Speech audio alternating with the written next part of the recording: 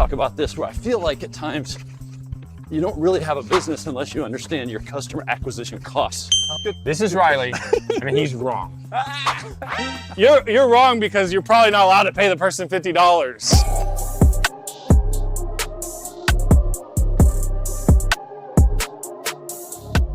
Speed it up, Colin. What? We're not. What? We're gonna walk. We can't be like strolling. Okay. Come on, we gotta show how athletic my daughter is to all these people on the camera here. Listen, if you want to run with the millionaires, your dad better be a billionaire if you're gonna date my daughter. Okay, darling, what you got? Okay. And Christian, by the way. Okay, not by the way. That's the good. first thing. Okay? I'm running a vehicle wrapping business in California, and we're currently doing about $40,000 to $50,000 in monthly revenue. We specialize in vinyl wraps for regular vehicles, custom graphic design wraps for commercial vehicles and fleets. It's all done in-house from design to installation. I've got a solid team, 1 to 2 full-time wrappers, and a receptionist/manager who handles a lot of roles, including answering calls, closing deals through our CRM, following up with customers, taking photos, and generally keeping the shop running smoothly. Okay, hold on a second here. So just to get the picture of this, 40 to 50,000 a year. This is a guy. Month. He does 40. I'm sorry, a month. He Yep. does 40,000 a month. He's hit 50 one time. Okay, men generally exaggerate their earnings. I'm going to say it's a guy because it's a wrap business. Yep. He has a receptionist manager who closes deals through the CRM. Closes deals through the CRM, meaning that he emails. Yeah. The receptionist emails, hey, are you ready to do this? Yeah. Right? Or maybe phone calls off the CRM. Yeah. Okay, and then he's got 2 full-time wrappers. They're turnkey, which means they do the design and the installation. He doesn't mention a designer. He just mentions an office manager and 2 wrappers, which means what's he bogged down doing? Yeah. He's the artist. Yeah. So you get the mindset of who this guy is. He's gonna be a perfectionist, artistic kind of guy, who's gonna spend a lot of time doing it right, quote unquote, meaning that if he didn't do it himself, it's not done right. He's talking about the receptionist manager. Okay. I pay him 4% of the commission, or 4% commission on revenue after expenses, so he's definitely motivated. That said, we've hit a plateau, and I'm struggling to figure out why we can't break past this $50K a month ceiling. I feel like the market is there for us to grab, but something is holding us back. I know customer acquisition is key, but how can we do a better job of attracting new clients for our vehicle wrapping services? I also wonder if my manager/receptionist is taking on too much, which might be limiting our growth, but I can't afford to bring in additional staff until we hit around $100,000 a month in revenue. Let's break down his budget real quick, Katie. Yeah. How much do you think a wrapper makes? A guy who just wraps cars. I have no idea. New entrepreneurs tend to overpay their employees and undercharge their customers.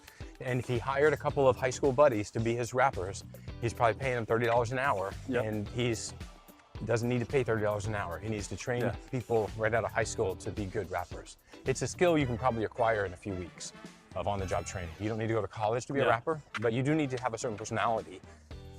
So let's say each of those guys is making 40,000. Okay, so $3,500 a month times 2, that's $7,000 in payroll from the wrappers. He's got a guy on commission. I'm gonna say that to call a woman a receptionist is today almost an insult to her, but to call a guy a receptionist, I think that's supposed to be his assistant manager, yeah, right? Manager. But maybe he doesn't see that person as manager, right? But Yeah. receptionist/manager, like why not just manager? But all the fact that the manager's in the title tells me the guy's making $5,000 a month minimum. Yeah. What do you think? Yeah. And so let's say they have 20% of their cost is in the plastic itself, the wrap. And so they're paying $10,000 a month in plastic. So, and then they have a facility. Let's say the utilities, the rent, and all that stuff is another $10,000. So 10 for materials, 10 for rent, 12 for payroll, $32,000 a month in costs. With that $18,000, he actually probably does have some money to hire staff. I understand customer acquisition is important.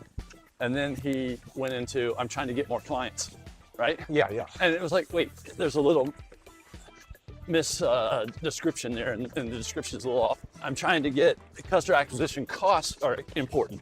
And we talk about this where I feel like at times you don't really have a business unless you understand your customer acquisition costs. How much is it costing him to acquire a client versus just general customer acquisition? Right? Totally, tons of missing data in this question. Yeah. Yeah, how does he get his current leads? Yeah. How much does each one cost? Can he simply double his ad spend and double his customer count? is his choke point his own time because he's doing all the design work? I mean, 99% of businesses, if you submit an inquiry into their website, you're gonna have to make a follow-up call 3 days later to say, hey, you never heard from you. Right. Like 99%. Correct. Or, hey, I gave you the bid. Anything we missing? Anything we can help with? Any questions we can answer? Yeah. I'm guessing it's probably a local. I'm guessing he's paying next to nothing in acquisition. Right. It's all organic. Yeah. SEO or I don't word even of think. mouth. I think it's word of mouth, and he maybe has the website who people have left reviews on. This looks good, and it's in the area. People search it in the area, and it's just his website is built up from people clicking on it and leaving reviews of this is a great job. Okay, and that's going to absolutely create a plateau. Every business that we know, we know our, well, never mind, I can't say names, but we know a stuck small roofing company who has an almost all organic lead acquisition, and as the market has taken a downturn, his business is off more than the market because he has no levers. Yeah. It's like a sailboat. When the wind dies, the boat stops. And if you have a power boat, you can just turn up the engine. It might burn more fuel, but you can maintain your speed against a headwind. And so, yeah, this guy probably, Riley's right. He's just basically hoping that the market will take an upturn. And that's not hope at all. And I'm just assuming from his $40,000 a month, he's getting, what, 10 clients a month? It's cost $4,000 to wrap a car, maybe less. Maybe 6,000, yeah, probably So, four. anywhere from 8 to 15, depending on the wrap and stuff like that. Right. So he's really not getting a ton of clients, in my opinion, where he could go find some search optimization or use his website to double that number, or He's even got to find add 15 to 30 clients. Yeah. How's he going to move that? That's the question. Yeah, well, When you're getting your questions over and over, there's not enough questions about how can I move from 15 to 30 clients. Yeah. It's how can I improve my profitability? What should I do now that I've got a business that's failing? but there's tons of data. What are his reviews online? Wrapping business, I'm not gonna drive 100 miles to go get my car wrapped. Yeah. So you're using Google Maps to identify local providers. If your town needs to wrap their police cars, they're gonna pick somebody in town. So it's all about GMB, Google My Business, Google Map listing. But if you wanna go beyond that, you're gonna need to You use get some Google Ads. commercial accounts. You got to be aggressive with your outbound. Google Ads, or get some online presence that's going to say, hey, I'm your guy. If his Google Map listing is in order, then his first easiest step is Google Ads, just to make sure that he is taking the adjacent towns and he's showing up in the top 3 on Google Maps, so he can basically broaden the reach of his pin on Google Maps. That's step 1. Step 2, once that's done, or once that's no longer producing a good return on ad spend, he needs to hire a VA and needs to be calling every potential fleet customer he can 100%. call. Yeah, I agree. And 100%. the city needs to hear from him every week. Yeah. You got any new police cars? Yeah. You got any old cars need rewrapping? AC companies, Businesses, roofing companies, all those businesses. All those contractors. businesses. Yeah. He needs to be the go-to guy.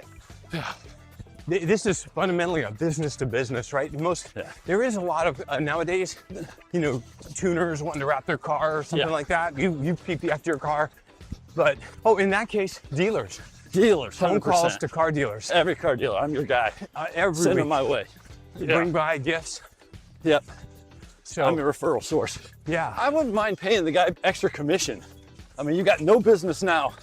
You get more commission than any deal over 20 we do a month. Especially if he goes to get the customer, not just an inbound phone call. Correct. It's got to be outbound.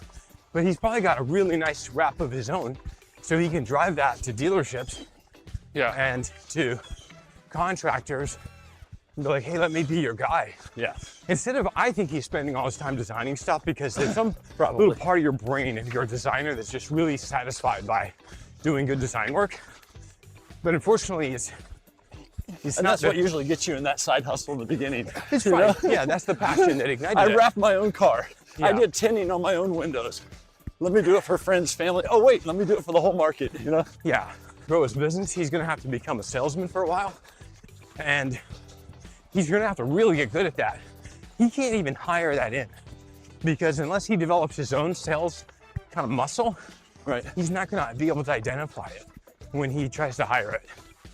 people are gonna, 4 out of 5 people I hire to do sales fail. Right. Yeah. So to say, oh, you need to hire someone who's good at outside sales, just won't work. Mostly, it won't work. So he's gonna have to get good at it. And you know, whatever it is, if your toilets being dirty are your business's choke point, as the CEO, you better go clean the toilet. And his choke point is sales and marketing. Exactly. I wanted to hear what his superpower is. Yeah. What's he do well? Yeah. I'd love to hear it on sales and marketing. And give 5-star reviews. Yeah. Ask every customer, give them $100 off if they leave it right there in your store or whatever. Right. After they see it. Yes, absolutely. It's So good. You just add $100 and take it off if they add it. Yeah. Or pay your guy the 4%er, give him Yeah. 5% if Yeah. they leave Yeah. a 5-star review at the end. Because that's free. The money you pay it's gonna- your employee to get the 5-star review is going to have more power than the money you pay your customer. Yeah, true. $100. I'm just saying you can get them to leave it right there as they're paying. Look, we'll take $100 off. Yeah. Oh, super. If you leave a Yeah, 5-star 50 review bucks right here, off. show us Right. whatever it may be. All you Yeah. do is add the $100 and take it off. Oh, I don't that think- part out. He hasn't finished his sorry. ethics class in the Sales law school. training. Sorry, my bad. I'm just My bad. teasing. I don't know if that's illegal. I don't think it's illegal Of course it's for not. Okay, I'm make it just- $100 more expensive and just take it off. I'm running here with 2 lawyers and we got Watergate going on right before our eyes. No, I'm just kidding. I honestly don't know what the rules are on that, but I do think that if it takes $100, But I think the it can be employee- any price. Yeah. But it's just, Yeah. what can I Give do the to gift card. incentivize this customer to leave a 5-star review right here before he leaves? Yeah. Can we sidebar? Why is it that the incentive you pay your employee is more valuable than the incentive you pay your customer when it comes to leaving a 5-star review? Never mind that terms of service on all of these review sites say you can't pay your customer. Here's the reason. Your customer, for the $100, might leave the 5-star review, but you're not going to create a habit. Yeah. Where with your customer, your employee, once you paid $50 a few times for 5-star reviews, they come to work thinking about 5-star reviews. You didn't right? pay him. You took off $50. No, I know, but you, in this case, Not as valuable as That's paying the employee. There's difference. Yeah, I know. oh, I see. Money saved is not as good as money earned. I agree with that. People value more dollars that they earn, even though they have to pay tax on it, rather than money they save. The customer may not realize, even if you are paying the guy, if you pay the wrapper 100% more, the customer is not definitely going to leave a 5-star review. Oh, but customers leave 5-star reviews because they're consistently asked for reviews. Yeah. It's not Exactly. because, So that should be the step. Not that you shouldn't, give a raise or whatever. Give yeah. You're saying bonus. do both. Bonus. You Yeah. you just have Okay. it can be both, but the customer has to benefit. Otherwise, if I'm not asked right there on the spot, right after Yeah. it's done, or followed up with, Yeah. that may happen. But I think it's a lot more likely if, as I'm paying, Yeah. look, we'll give you $20 off if you leave a 5-star. Okay, We'll okay. we'll give you this. If I you like leave this. We have a legitimate argument here. Wiley says that customers won't leave reviews unless they're they're less likely. They're less likely to leave reviews unless they're going to ask the question, what's in it for me? What's in it for me? Customers want to leave good reviews for people that they have good service from, Yeah. I'm saying you're you more have to likely to ask get a for it. review Yeah, I know. at the time they see the car. Point of sale. At the point of sale. Let's Yeah. say I have a budget of $50 for a 5-star review. Am I better off to give a $50 discount to get the customer to leave a review? Yes. Which again violates terms of service on a number of different sites. But never Discount. mind that. A discount of $50. I'm not paying them, I'm giving them a discount. I still think that violates some of the terms of service. Now that's not breaking the law. That's just terms of service. But nevertheless, if you're just talking about that, if you have $50 to spend, $50 toward, hey customer, I will give you a $50 discount off your next purchase if you leave me a 5-star review. Or on the other hand, Joe, the employee, I'm going to give you $50 for every customer who leaves you a 5-star review. Which one's going to create more 5-star reviews? The And I customer. love the answer coming from the man who has over 2,000 5-star reviews for his law firm. Yeah. Go ahead, Mr. Brian. Yeah. Paying the employee. Paying the bonuses to your staff is going to get you Okay, a if you better can't response. if you can't give the person a discount, I wasn't aware of that. Imagine this. Okay. Even if you could. I think If you could. Imagine this. Even if you could. Imagine this. I'm the guy at point of sale. Hey, you just enjoyed your. I'd love for you to give us a 5-star review. The excitement, the energy, the consistency of me even asking for it when I get nothing for it as an employee, it's not there, right? There's no real momentum. There's no Then you real need to give commitment to it. You need to give it to the office 25 manager. and 25. You need to give it to the office manager who's asking for it. You don't give it to this wrap person. No, the wrap person definitely not. The wrap person has no. You obviously have to do good work. You're gonna have to do good work either way, or you're gonna be out of business. So assuming you're gonna do good work, $50 to the installer is just money into the air. But the habit that will create 5-star reviews is the person, in this case, the office manager, who's talking to the customer saying, hey, listen, we're all done. Here's your keys. Could you do me one favor before you leave the building? Yeah. I need you to go online and leave us a review. We'd just love the public to hear what you think about your wrap. Do you mind doing that for me right now? And have a QR code right there. They can scan it on their phone. They're already at your Google Map listing. You're standing in front of them. Now, at escape rooms, ironically, at escape rooms, they block the door and hold up the QR code. You have to escape the building by leaving a 5-star review. They do. You have to shove them out of the way in order to not leave a 5-star review. No, you don't have to leave 5 stars. They just want to have you leave a review.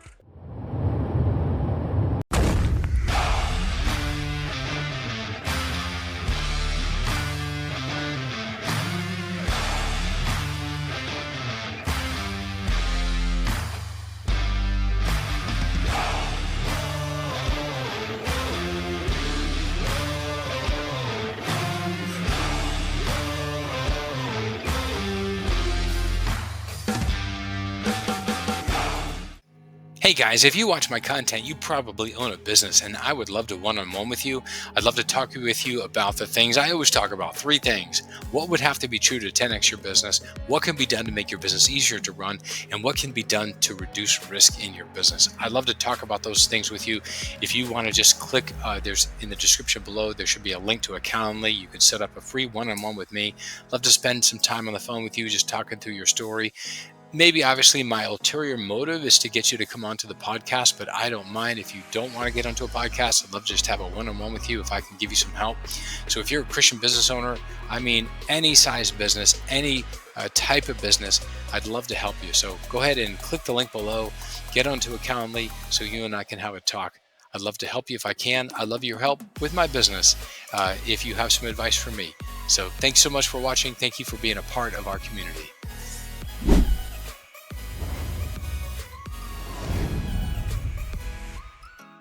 Okay, I'm okay with the general manager. Before you turn it off, if I pay $50 to a customer, I might get 1 5-star review. If I get $50, which again might get suspended from what is it, Yelp.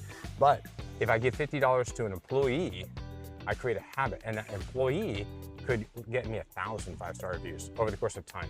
I think, but if it was allowed, yeah, from what I'm gathering, it's not allowed. If you say, hey, I'm going to give you $50 to leave a 5-star review, every customer will leave a 5-star review. If the lady is doing it, the manager, whoever at point of sale is saying, leave a 5-star review, that'd be awesome. They are not gonna do it every time. They might be, oh, I gotta go. Like, I'm not gonna take time out of my day. Okay. It's good. This is Riley, and he's wrong. You're wrong because you're probably not allowed to pay the person $50.